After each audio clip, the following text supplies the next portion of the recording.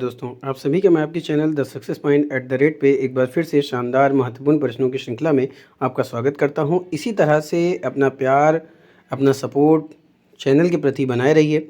Channel को subscribe कीजिए, bell icon on कीजिए ताकि नोटिफिकेशन मिलती रहे।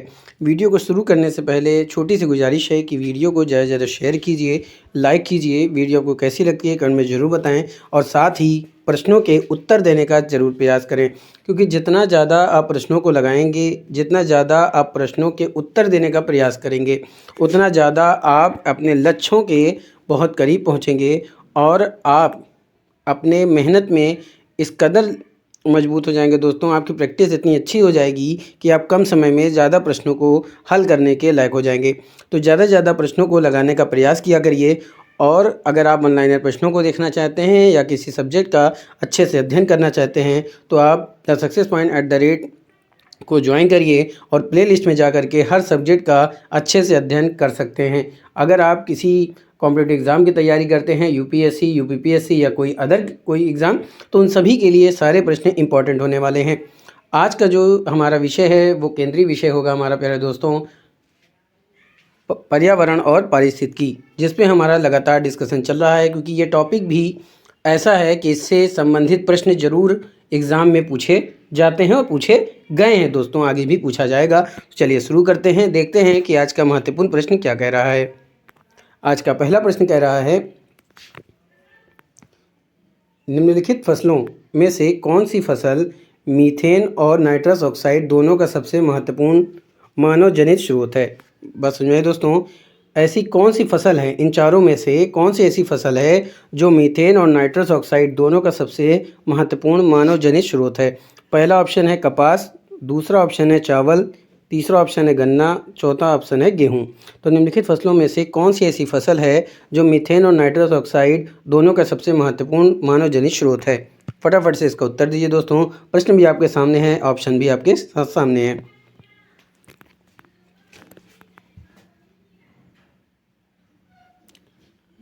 वीडियो को शेयर कीजिए, लाइक कीजिए। वीडियो आपको कैसी लगती है कमेंट में ज़रूर बताएं और प्रयास कीजिए कि ज़्यादा से ज़्यादा लोग इस वीडियो को देखें, इस चैनल से जुड़ें, उससे हमारा मनोबल बढ़ेगा, हम और अच्छा करने का प्रयास करेंगे। द सक्सेस पॉइंट @ का लक्ष्य ही है आपकी सफलता।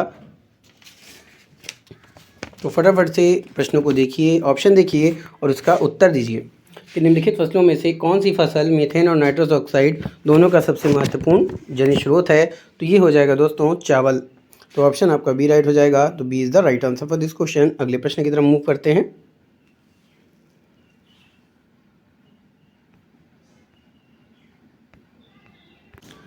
अगला प्रश्न की तरफ चलते हैं, देखते हैं अगला प्रश्न क्या है। अगला प्रश्न है कि निम्नलिखित युग्मों पर विचार करना है। एक तरफ आर्द्र भूमि और झीलें दी हुई है, दूसरी तरफ उसका स्थान दिया हुआ है। कौन सा सही है, आपको उसका उत्तर देना है। पहला है होगरेरा वेटलैंड पंजाब, रेणुका वेटलैंड हिमाचल प्रदेश, रुद्रसागर झील त्रिपुरा और सस्थम कोट्टा तमिलनाडु। तो ऊपर दिए गए कितने युग्म सही सुमेलित हैं, आपको उसका उत्तर देना है। चलिए ये रहा अगला प्रश्न। अगला प्रश्न है कि निम्नलिखित युग्मों पर विचार करना है। एक तरफ झीलें दी हुई है, एक तरफ स्थान दिया हुआ है। आइए देखते हैं कि कौन सा सही सुमेलित है। होगरेरा वेटलैंड जो है वो पंजाब में है, ये है। रेणुका वेटलैंड हिमाचल प्रदेश, सही है। रुद्रसागर झील जो है वो त्रिपुरा में है, बिल्कुल सही है। और सस्थम कोटा की बात करें तो ये तमिलनाडु में स्थित है। बात समझ में आई दोस्तों, कहाँ स्थित है, तमिलनाडु में। तो ये आपके चारों आपने कथन देखे, आपने युग्म देखे, अब आपको इसी में से बताना है कि कौन सही सुमेलित है। तो इसका उत्तर क्या है दोस्तों, आइए देखते हैं। तो होगरेरा वेटलैंड की बात करें तो ये पंजाब में ना होकर के जम्मू कश्मीर में स्थित है, ठीक है। रेणुका वेटलैंड हिमाचल प्रदेश, ये बिल्कुल सही है। रुद्रसागर झील त्रिपुरा में है, बिल्कुल सही है। सस्थम कोटा झील जो है वो तमिलनाडु में स्थित है, तो ये गलत हो जाएगा क्योंकि ये केरल में स्थित है दोस्तों। कहाँ स्थित है, केरल में स्थित है, ना कि तमिलनाडु में। तो आपका केवल दूसरा और तीसरा सही। आइए देखते हैं कौन से ऑप्शन पे दे रहा है। तो दोस्तों ऑप्शन कुछ इस प्रकार है कि केवल एक जोड़ी सही है, केवल दो जोड़ी सही है, केवल तीन जोड़ी सही है या फिर केवल चार जोड़े सही हैं। तो यहाँ पे दो जोड़े हमको सही मिले हैं, तो केवल बी ऑप्शन राइट हो जाएगा। तो B is the right answer for this question. अगले प्रश्न की तरफ चलते हैं। अगला प्रश्न है कि जलवायु कार्रवाई ट्रैकर जो विभिन्न देशों के उत्सर्जन में कमी के संकल्पों की निगरानी करता है वह क्या है? जलवायु कार्रवाई ट्रैकर जो विभिन्न देशों के उत्सर्जन में कमी के संकल्पों की निगरानी करता है वह है पहला, अनुसंधान संगठनों के गठबंधन द्वारा बनाया गया डेटाबेस। बी ऑप्शन है अंतर्राष्ट्रीय जलवायु परिवर्तन पैनल की शाखा। सी ऑप्शन है जलवायु परिवर्तन पर संयुक्त राष्ट्र फ्रेमवर्क कन्वेंशन के अंतर्गत समिति। डी ऑप्शन है संयुक्त राष्ट्र पर्यावरण कार्यक्रम और विश्व बैंक द्वारा प्रवर्तित और वित्त पोषित एजेंसी। तो इन चारों ऑप्शन में से कौन सा ऑप्शन सही है, आपको इसका उत्तर देना है कि जलवायु कार्रवाई ट्रैकर क्या है जो विभिन्न देशों के उत्सर्जन में कमी के संकल्पों की निगरानी करता है।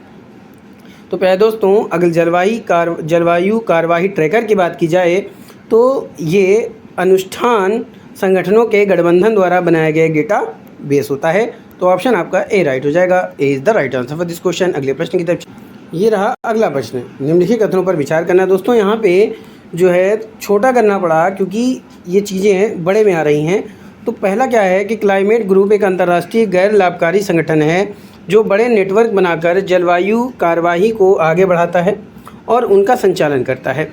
दूसरा कथन है कि अंतर्राष्ट्रीय ऊर्जा एजेंसी ने क्लाइमेट ग्रुप के साथ साझेदारी में एक वैश्विक पहल EP100 शुरू की है। तीसरा ऑप्शन है, यानी तीसरा कथन कह लीजिए कि EP100 उन अग्रणी कंपनियों को एक साथ लाता है जो उत्सर्जन में कमी के लक्ष्य को पूरा करते हुए ऊर्जा दक्षता में नवाचार लाने और प्रतिस्पर्धात्मकता बढ़ाने के लिए प्रतिबद्ध है। चौथा है कुछ भारतीय कंपनियां EP100 की सदस्य हैं। पांचवा, अंतर्राष्ट्रीय ऊर्जा एजेंसी अंडर 2 गठबंधन का सचिवालय है। तो उपयुक्त में से कौन सा कथन सही है? कथन आपने देख लिया है, अब आपको बताना है कि कौन सा कथन सही है। फटाफट से उत्तर। पहला है कि क्लाइमेट ग्रुप एवं अंतर्राष्ट्रीय गैर लाभकारी संगठन है जो बड़े नेटवर्क बनाकर जलवायु कार्रवाई को आगे बढ़ाता है और उनका संचालन करता है। पहले बिल्कुल सही है। दूसरा, अंतर्राष्ट्रीय ऊर्जा एजेंसी ने क्लाइमेट ग्रुप के साथ साझेदारी में एक वैश्विक पहल EP100 शुरू की है, तो ये गलत है। तीसरा, EP100 उन अग्रणी कंपनियों को एक साथ लाता है जो उत्सर्जन में कमी के लक्ष्य को पूरा करते हुए ऊर्जा दक्षता में नवाचार लाने और प्रतिस्पर्धात्मकता बढ़ाने के लिए प्रतिबद्ध है। बिल्कुल सही है। चौथा, कुछ भारतीय कंपनियां EP100 की सदस्य, बिल्कुल सही है। पांचवा, अंतर्राष्ट्रीय ऊर्जा एजेंसी अंडर 2 गठबंधन का सचिवालय है, तो ये गलत हो जाएगा। पहला, तीसरा, चौथा, ये देखते हैं कौन से ऑप्शन। तो पहले दोस्तों, पहला, तीसरा और चौथा जो ऑप्शन दे रहा है वो बी पे दे रहा है। किस पे दे रहे हैं दोस्तों? बी पे, यानी पहला, तीसरा, चौथा, तो B is the right answer for this question. अगले प्रश्न की तरफ चलते हैं। अगला प्रश्न है, यदि वर्षावन और उष्णकटिबंधीय वन पृथ्वी के फेफड़े हैं तो निश्चित रूप से आर्द्रभूमि इसके गुर्दे के रूप में कार्य करती है। आर्द्रभूमि का निम्नलिखित में से कौन सा कार्य उपरोक्त कथन को सबसे अच्छी तरह से दर्शाता है?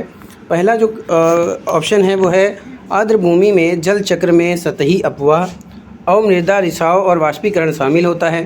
बी है शैवाल पोषक तत्व का आधार बनाते हैं जिस पर मछली, क्रस्टेशियन, मोलस्क, पक्षी, सरीसृप और स्तनधारी पनपते हैं। सी है 15 आर्द्र भूमियाँ अवसादन संतुलन और मृदा स्थिरीकरण बनाए रखने में महत्वपूर्ण भूमिका निभाती हैं, यानी 58 में से 15। जलीय पौधे भारी धातुओं और अतिरिक्त पोषक तत्वों को अवशोषित करते हैं। इसमें से कौन सा ऑप्शन सही है? तो दोस्तों, अगर बात की जाए कि इसमें कौन सा ऑप्शन सही है तो जलीय पौधे भारी धातुओं और अतिरिक्त पोषक तत्वों को अवशोषित करते हैं, तो डी ऑप्शन राइट हो जाएगा। तो D is the right answer for this question. अगले प्रश्न की तरफ चलते हैं। मेरे प्यारे दोस्तों, अगला प्रश्न है कि दिशा निर्देशों में कथन LWHO के संदर्भ में वायु गुणवत्ता पर निम्नलिखित विचार किया गया है। आपको बताना है कि कौन सा कथन सही है। पहला कथन है कि PM 2.5 का 24 घंटे का जो औसत होता है वो 15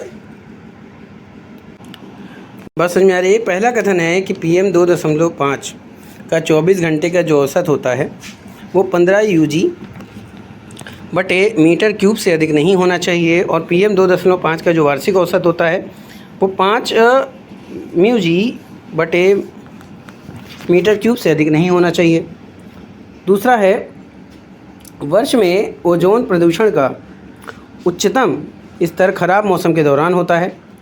तीसरा जो कथन है वो है PM10 फेफड़ों की बाधा को भेद कर रक्त प्रवाह में प्रवेश कर सकता है। चौथा है हवा में अत्यधिक ओजोन से अस्थमा हो सकता है। उपर्युक्त में से कौन सा कथन सही है, आपको इसका उत्तर देना है। फटाफट से उत्तर दीजिए। आइए देखते हैं।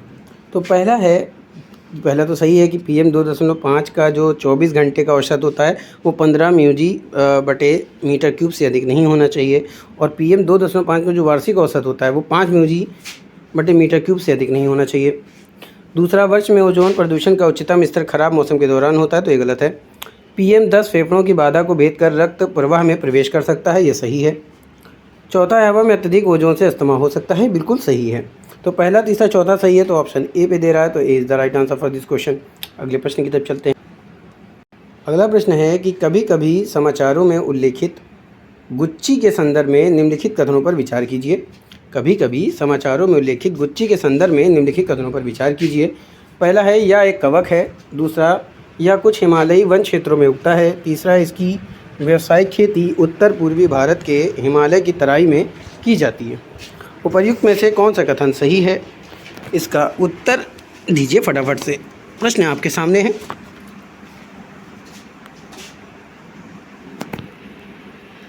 तो दोस्तों, कथन की बात की जाए तो यह एक कवक होता है, बिल्कुल सही है। दूसरा, यह कुछ हिमालयी वन क्षेत्रों में उगता है, ये दोनों कथन सही है। इसकी व्यावसायिक खेती उत्तर पूर्वी भारत के हिमालयी तराई में की जाती है, तो ये गलत हो जाएगा। पहला और दूसरा आपका सही है। आइए देखते हैं कौन से ऑप्शन पे। तो पहले दोस्तों, पहला दूसरा दे रहा है सी ऑप्शन पे, तो C is the right answer for this question. अगले प्रश्न की तरफ चलते हैं। अगला प्रश्न है कि पॉलीथीन थेरेफ्थेलेट के संदर्भ में जिसका उपयोग हमारे दैनिक जीवन में बहुत व्यापक है, निम्नलिखित कथनों पर विचार कीजिए। पहला कथन कह रहा है कि इसके रेशों को ऊन और कपास के रेशों के साथ मिश्रित करके उनके गुणों को बढ़ाया जा सकता है। दूसरा है इससे बने कंटेनरों का उपयोग किसी भी मादक पेय को संग्रहित करने के लिए किया जा सकता है। तीसरा है इससे बनी बोतलों को अन्य उत्पादों में पुनर्चक्रित किया जा सकता है। चौथा है इससे बने वस्तुओं को ग्रीन हाउस गैस उत्सर्जन पैदा किए बिना आसानी से जलाकर नष्ट किया जा सकता है। तो आपको बताना है कि इसमें से कौन सा कथन सत्य है। तो प्रश्न क्या था कि पॉलीथीन टेरेफ्थेलेट के संदर्भ में जिसका उपयोग हमारे दैनिक जीवन में बहुत व्यापक है, निम्नलिखित कथनों पर विचार कीजिए। बात समझिए दोस्तों, प्रश्न था पॉलीएथिलीन टेरेफ्थेलेट के संदर्भ में कौन सा कथन सही है। तो पहला है इसके रेशों को ऊन और कपास के रेशों के साथ मिश्रित करके उनके गुणों को बढ़ाया जा सकता है, तो ये पहला सही है।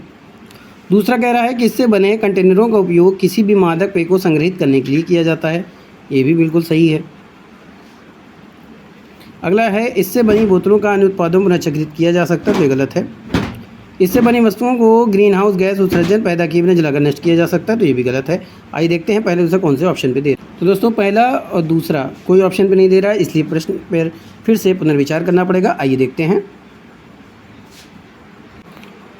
तो दोस्तों, पहला तो सही है कि इसके रेशों को ऊन और कपास के रेशों के साथ मिश्रित करके उनको गुणों को बढ़ाया जा सकता है, तो पहला तो बिल्कुल सही है।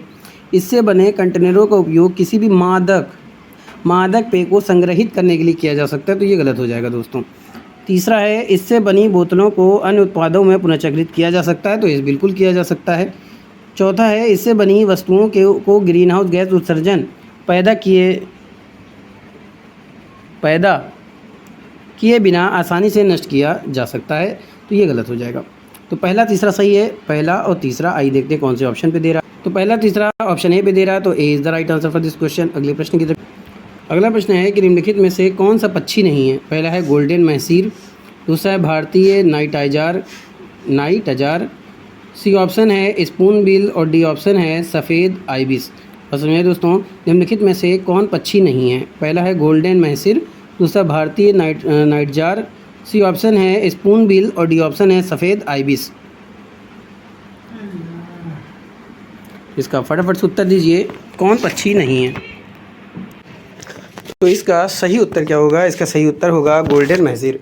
तो ऑप्शन आपका ए राइट हो जाएगा, तो A is the right answer for this question. अगले प्रश्न की तरफ चलते हैं। अगला प्रश्न है कि निम्नलिखित में से कौन से नाइट्रोजन फिक्सिंग पौधे होते हैं। पहला है अल्फाल्का, दूसरा है अम्लान रंगीन पुष्प का पौधा, तीसरा चना, चौथा तिप्तिया घास, पांचवा कुल्फा यानी पर्सलेन, और छठा है पालक। तो निम्नलिखित में से कौन नाइट्रोजन फिक्सिंग पौधे होते हैं? तो नाइट्रोजन फिक्सिंग की बात किया जाए तो अल्फाल्का होता है, उसके बाद चना होता है, और फिर तिपतिया घास होती है, यानी कि पहला, तीसरा और चौथा। आइए देखते हैं। जी हाँ दोस्तों, पहला, तीसरा, चौथा दे रहा है ए पे, तो A is the right answer for this question. अगले प्रश्न की तरफ चलते हैं। अगला प्रश्न है कि निम्नलिखित में से किस स्थिति में बायोरॉक प्रौद्योगिकी की बात की जाती है? पहला है क्षतिग्रस्त प्रवाल भित्तियों की बहाली, बी ऑप्शन है पौधों के अवशेषों का उपयोग करके निर्माण सामग्री का विकास, सी ऑप्शन है सेल गैस की खोज निष्कर्षण के लिए क्षेत्रों की पहल, डी ऑप्शन है वनों या संरक्षित क्षेत्रों में जंगली जानवरों के लिए नमक चाटना। ठीक है, बात समझ में आ रही है दोस्तों? चलिए प्रश्न एक बार फिर से देख लेते हैं कि निम्नलिखित में से किस स्थिति में बायो रॉक प्रौद्योगिकी की बात की जाती है? पहला है क्षतिग्रस्त प्रवाल भित्तियों की बहाली, दूसरा पौधों के अवशेषों का उपयोग करके निर्माण सामग्री का विकास, तीसरा है सेल गैस की खोज या फिर निष्कर्षण के लिए क्षेत्रों की पहचान, डी है वनों या फिर संरक्षित क्षेत्रों में जंगली जानवरों के लिए नमक चाटने की व्यवस्था करना। इसमें से कौन सा है, वो कौन सी स्थिति है जो बायोरॉक प्रौद्योगिकी की बात की जाती है जिसमें? तो ये होता है दोस्तों क्षतिग्रस्त प्रवाल भित्तियों की बहाली। तो ऑप्शन आपका ए राइट हो जाएगा। तो A is the right answer for this question. अगले प्रश्न की तरफ। अगला प्रश्न है कि मियावाकी विधि निम्नलिखित में से किसके लिए प्रसिद्ध है? पहला, शुष्क और अर्ध शुष्क क्षेत्रों में वाणिज्य खेती को बढ़ावा देना, दूसरा तटीय क्षेत्रों और समुद्री सतहों पर पवन ऊर्जा का संचयन, सी ऑप्शन है आनुवांशिक रूप से संशोधित वनस्पतियों का उपयोग करके उद्यानों का विकास, डी है शहरी क्षेत्रों में लघु वनों का निर्माण। तो मियावाकी विधि किस लिए प्रसिद्ध है? तो ये प्रसिद्ध है आनुवांशिक रूप से संशोधित वनस्पतियों का उपयोग करके उद्यानों का विकास। तो ऑप्शन सी राइट हो जाएगा। तो C is the right answer for this question. अगला प्रश्न है कि निम्नलिखित कथनों पर विचार कीजिए। पहला कथन कह रहा है कि भारत स्वच्छता गठबंधन स्थायी स्वच्छता को बढ़ावा देने के लिए एक मंच है और इसे भारत सरकार और विश्व स्वास्थ्य संगठन द्वारा वित्त पोषित किया जाता है। तो ये गलत हो जाएगा।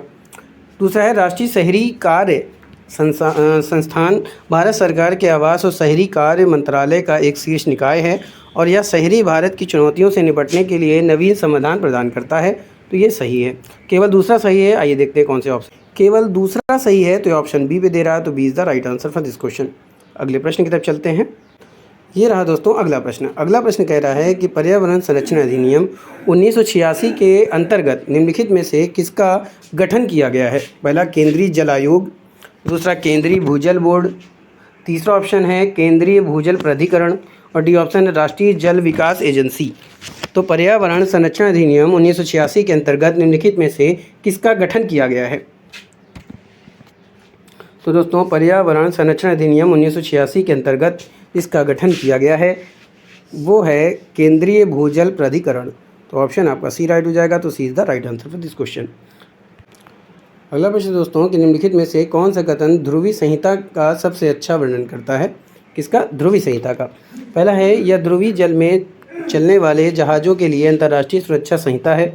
दूसरा, यह उत्तरी ध्रुव के आसपास के देशों का ध्रुवीय क्षेत्र में अपने क्षेत्रों के सीमांकन के संबंध में समझौता है। सी ऑप्शन कह रहा है कि यह उन देशों द्वारा पालन किए जाने वाले मानदंडों का एक समूह है जिनके वैज्ञानिक उत्तरी ध्रुव और दक्षिण ध्रुव पर अनुसंधान अध्ययन करते हैं। तीसरा कह रहा है कि आर्कटिक परिषद के सदस्य देशों के व्यापार और सुरक्षा समझौते हैं। तो कौन सा कथन है जो ध्रुवीय संहिता का सबसे अच्छा वर्णन करता है? तो दोस्तों अगर बात की जाए ध्रुवीय संहिता की, तो यह ध्रुवीय जल में चलने वाले जहाज़ों के लिए अंतर्राष्ट्रीय सुरक्षा संहिता होता है। तो A is the right answer for this question. अगले प्रश्न की तरफ चलते हैं। अगला प्रश्न दोस्तों कि निम्नलिखित में से कौन सा शब्द है जो ग्रीन वॉशिंग का सबसे अच्छा वर्णन करता है? पहला है यह गलत धारणा देना कि कंपनी के उत्पाद पर्यावरण के अनुकूल और पर्यावरण की दृष्टि से सही है। दूसरा है किसी देश के वार्षिक वित्तीय विवरणों में पारिस्थितिक पर्यावरण लागतों को शामिल न करना। सी ऑप्शन है बुनियादी ढांचे के विकास के दौरान विनाशकारी पारिस्थितिक परिणामों की अनदेखी करना। डी ऑप्शन क्या कह रहा है कि किसी सरकारी परियोजना या कार्यक्रम में पर्यावरणीय लागत के लिए निर्णय लेना। ठीक है, तो निम्नलिखित कौन सा शब्द है जो ग्रीन वॉशिंग का सबसे अच्छा वर्णन करता है? तो ये हो जाएगा प्यारे दोस्तों, या गलत धारणा देना कि कंपनी के उत्पाद पर्यावरण के अनुकूल और पर्यावरण की दृष्टि से सही है। तो ऑप्शन आपका ए राइट हो जाएगा। तो A is the right answer for this question. अगले प्रश्न की तरफ चलते हैं। अगला प्रश्न है कि वन्य जीव संरक्षण के बारे में भारतीय कानूनों के संदर्भ में निम्नलिखित कथनों पर विचार कीजिए। पहला है, जंगली जानवर पूरी तरह से सरकार की संपत्ति है। दूसरा कथन कह रहा है कि जब किसी जंगली पशु को संरक्षित घोषित कर दिया जाता है तो वह पशु समान संरक्षण का हकदार हो जाता है, चाहे वह संरक्षित क्षेत्र में पाया जाए या उसके बाहर। तीसरा ऑप्शन है, किसी संरक्षित वन्य पशु के मानव जीवन के लिए खतरे बनने की आशंका ही उसे पकड़ने या मारने के लिए पर्याप्त आधार है। तो वन्यजीव संरक्षण के बारे में भारतीय कानूनों के संदर्भ में निम्नलिखित कथनों पर विचार करना है। इसमें से कौन सा कथन सही है, आइए देखते हैं। तो जंगली जानवर पूरी तरह से सरकार की संपत्ति है, बिल्कुल सही है। जब किसी जंगली पशु को संरक्षित घोषित कर दिया जाता है तो वह पशु समान संरक्षण का हकदार हो जाता है, चाहे वो संरक्षित क्षेत्र में पाया जाए या उसके बाहर पाया जाए। तो ये दोनों ही सही हैं। किसी संरक्षित वन्य पशु के मानव जीवन के लिए खतरा बनने की आशंका ही उसे पकड़ने या मारने के लिए पर्याप्त आधार है। तो ये गलत हो जाएगा। पहला और दूसरा, आइए देखते हैं कौन से ऑप्शन पे दे रहा है। तो दोस्तों ये पहले ऑप्शन पे दे रहा है, तो A is the right answer for this question. अगले प्रश्न की तरफ चलते हैं। अगला प्रश्न है कि निम्नलिखित में से किस जीव की कुछ प्रजातियां कृषक के रूप में सुप्रसिद्ध हैं। कवक की बात की जा रही है। चींटी, काकरोच, केकड़ा, मकड़ी। निम्नलिखित में से किस जीव की कुछ प्रजातियां कृषक के रूप में प्रसिद्ध हैं, सुप्रसिद्ध हैं। चींटी, काकरोच, केकड़ा, मकड़ी। तो दोस्तों चींटी जो होती है एक प्रकार की जीव है और ये कृषक के रूप में सुप्रसिद्ध होती है। तो A is the right answer for this question. अगले प्रश्न की तरफ चलते हैं। अगला प्रश्न है कि निम्नलिखित कथनों पर विचार कीजिए। पहला है, carbon monoxide, nitrogen oxide, ozone, sulphur dioxide पर्यावरण में उपर्युक्त में से किसकी अधिकता अम्लीय वर्षा का कारण होती है। तो इसमें से पहला नाइट्रोजन डाइऑक्साइड दोस्तों, ठीक है, नाइट्रोजन डाइऑक्साइड होता है। ओजोन, सल्फर डाइऑक्साइड इसमें से कौन है, बाकी एक मैंने बता दिया, बाकी आप बताइए फटाफट से, फिर तो मैं बता ही रहा दोस्तों। एक नाइट्रोजन ऑक्साइड होता है, दूसरा सल्फर डाइऑक्साइड होता है। तो यानी दूसरा और चौथा, ये कौन से ऑप्शन पे दे रहा है, दूसरा चौथा दे रहा है बी ऑप्शन पे। तो B is the right answer for this question. अगले प्रश्न की तरफ चलते हैं। अगला प्रश्न है कि निम्नलिखित कथनों पर विचार कीजिए। पहला कथन है, संयुक्त राष्ट्र पूंजी विकास कोष और आर्बर डे फाउंडेशन ने हाल ही में हैदराबाद को 2020 tree city of the world के रूप में मान्यता दी थी। दूसरा, शहरी वनों को विकसित करने और बनाए रखने की प्रतिस्पर्धा के बाद हैदराबाद को 1 साल के लिए मान्यता के लिए चुना गया था। उपरोक्त कथनों में से कौन सा कथन सही है, आपको इसका उत्तर देना है। आइए देखते हैं उपरोक्त कथन में क्या कह रहा है। तो दोस्तों 2 ही कथन हैं। पहला है, संयुक्त राष्ट्र पूंजी विकास कोष और आर्बर डे फाउंडेशन ने हाल ही में हैदराबाद को 2020 tree city of the world के रूप में मान्यता दी थी। तो ये गलत हो जाएगा। शहरी वनों को विकसित करने और बनाए रखने की प्रतिस्पर्धा के बाद हैदराबाद को 1 साल के लिए मान्यता के लिए चुना गया था। तो ये सही है, केवल दूसरा सही है। आइए देखते हैं कौन से ऑप्शन। दोस्तों पहला तो दे रहा है कि पहला और दूसरा दोनों सही है। कथन दूसरा जो है वो 1 की सही स्पष्टीकरण है। कथन 1 और 2 दोनों सही हैं, लेकिन कथन 2 जो है वो 1 का सही स्पष्टीकरण नहीं है। कथन 1 सही है लेकिन दूसरा गलत है। पर दोस्तों डी सही है, ऑप्शन दे रहा है, पहला सही नहीं है और दूसरा सही है। तो यही आपका आंसर हो जाएगा। तो D is the right answer for this question. अगले प्रश्न की तरफ चलते हैं। अगला प्रश्न दोस्तों कि जलवायु स्मार्ट कृषि के लिए भारत की तैयारी के संदर्भ में निम्नलिखित कथनों पर विचार कीजिए। पहला है, भारत में जलवायु स्मार्ट गांव दृष्टिकोण जलवायु परिवर्तन, कृषि और खाद्य सुरक्षा के नेतृत्व वाली एक परियोजना का एक हिस्सा है जो अंतर्राष्ट्रीय शोध कार्यक्रम है। दूसरा, CCAFC की परियोजना फ्रांस में मुख्यालय वाले अंतर्राष्ट्रीय कृषि अनुसंधान पर सलाहकार समूह के तहत की जाती है। तीसरा है, भारत में अर्धशुष्क उष्णकटिबंधीय के लिए अंतर्राष्ट्रीय फसल अनुसंधान संस्थान के अनुसंधान केंद्रों में से एक है। तो जलवायु स्मार्ट कृषि के लिए भारत की तैयारी के संदर्भ में कौन सा कथन सही है, इस पर आपको विचार करके उत्तर। तो दोस्तों आपके ये तीनों ही कथन क्या हैं, सही हैं। आइए देखते हैं कौन से ऑप्शन पे दे रहा है। तो ये उत्तर डी पे दे रहा है। तो D is the right answer for this question. अगले प्रश्न की तरफ चलते हैं। अगला प्रश्न है कि निम्नलिखित प्रकार के जीवों पर विचार कीजिए। कोपेपोड्स, साइनोबैक्टीरिया, डायटम और फोरामिनीफेरा। उपर्युक्त में से कौन महासागरों की खाद्य श्रृंखलाओं में प्राथमिक उत्पादक है। इसमें से कौन प्राथमिक उत्पादक है, आपको इसका उत्तर देना है। तो फटाफट से उत्तर दीजिए।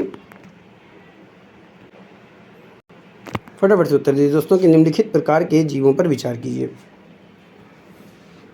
कोपेपोड्स, साइनोबैक्टीरिया, डायटम और फोरामिनीफेरा। तो इसका जो उत्तर होगा वो होगा साइनोबैक्टीरिया और टाइटम। आइए देखते हैं दूसरा तीसरा कौन से ऑप्शन पे दे रहा है। तीसरा दे रहा है दोस्तों बी ऑप्शन पे, तो B is the right answer for this question. अगले प्रश्न की तरफ। अगला प्रश्न है कि निम्नलिखित जानवरों पर विचार करना है। हेजहोग, ममोट और पेंगुलिन शिकारियों द्वारा पकड़े जाने की संभावना को कम करने के लिए उपर्युक्त जीवों में से कौन सा लुढ़क जाता है और अपने कमज़ोर अंगों की रक्षा करता है। तो इसमें से पहले तो हेजहोग है और दूसरा है पेंगोलियन। तो पहला तीसरा आइए देखते हैं कौन से ऑप्शन पे। ऑप्शन डी पे दे रहा है, तो D is the right answer for this question. अगले प्रश्न की तरफ चलते हैं। अगला प्रश्न है कि वनों पर न्यूयॉर्क घोषणा के संदर्भ में निम्नलिखित कथनों में से कौन सा कथन सही है। आइए देखते हैं। इसे पहली बार 2015 में संयुक्त राष्ट्र जलवायु शिखर सम्मेलन में समर्थन दिया गया था। तो दोस्तों पहला तो आपका गलत हो गया। यह वनों की नुकसान को रोकने के लिए एक वैश्विक समय सीमा का समर्थन करता है, बिल्कुल सही है। यह एक कानूनी रूप से बाध्यकारी अंतर्राष्ट्रीय घोषणा है, तो ये भी गलत हो जाएगा। इसे सरकारों, बड़ी कंपनियों और स्वदेशी समुदायों द्वारा समर्थन दिया जाता है, तो ये भी गलत हो जाएगा। अगला है भारत इसकी शुरुआत में हस्ताक्षर करने वाले देशों में से एक था, तो ये भी सही हो जाएगा। दूसरा पाँचवा कौन से ऑप्शन पे दे रहा है ये देखना है। तो दूसरा पाँचवा डी पे दे रहा है, तो D is the right answer for this question. अगले प्रश्न की तरफ चलते हैं। अगला प्रश्न है कि मैग्नेटाइट कण जो न्यूरोडीजेनेरेटिव समस्याएं पैदा करने के लिए संदिग्ध है, पर्यावरण प्रदूषण के रूप में निम्नलिखित में से किससे उत्पन्न होते हैं। मोटर वाहनों के ब्रेक से, मोटर वाहनों के इंजन से, घरों में माइक्रोवेव स्टोव से, बिजली संयंत्र से या टेलीफोन लाइनों से। तो दिए गए उपयोग करके सही उत्तर का चयन कीजिए। आइए देखते हैं। तो मोटर वाहनों के ब्रेक से, दूसरा मोटर वाहनों के इंजन से और फिर बिजली संयंत्रों से। तो पहला, दूसरा, चौथा। आइए देखते हैं कौन से ऑप्शन पे। तो दोस्तों ये ऑप्शन बी पे दे रहा है, तो B is the right answer for this question. दोस्तों ये था आज का सेशन यहीं पे समाप्त करता हूँ। उम्मीद करता हूँ कि आप सब मेहनत कर रहे होंगे, पढ़ रहे होंगे। सीधा से पढ़ते रहिए, मेहनत करते रहिए। चैनल को सपोर्ट कीजिए, चैनल को सब्सक्राइब कीजिए, बेल आइकन ऑन कीजिए ताकि नोटिफिकेशन मिलती रहे। इसी जुनून के साथ फिर मिलेंगे, तब तक के लिए जय Hind. Thank you, wish you all the best.